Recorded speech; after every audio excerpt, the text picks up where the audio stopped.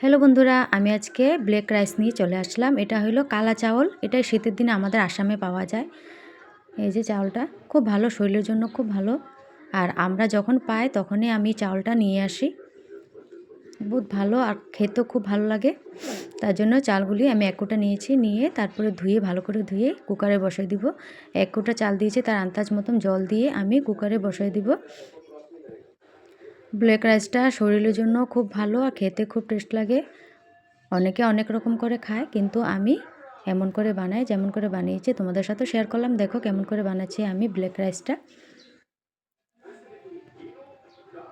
কুকারে সিটি মেরে নিলাম, আমার 2 বার সিটি দিয়েছি, 2 সিটিতে হয়ে গেল আমার এই যে ব্ল্যাক রাইসটা। দেখো কি সুন্দর করে হয়ে গেল, একটু আঠালো টাইপের হয় চাউলটা। হয়ে গেল, তারপরে যে বাটিতে নিয়ে নিলাম আমি রাইসটা। তারপরে 2 চামচ গুঁড়া গুড় দিয়ে দিলাম, দিয়ে তারপরে একটু লবণ দিয়ে দিব। আমার রেসিপিগুলি যদি বন্ধুরা তোমাদের ভালো লাগে তবে আমাকে কমেন্ট করে বলবেন যে আমার রেসিপিগুলি কার কার ভালো লাগে। তারপর দুধটা ঢেলে দিলাম,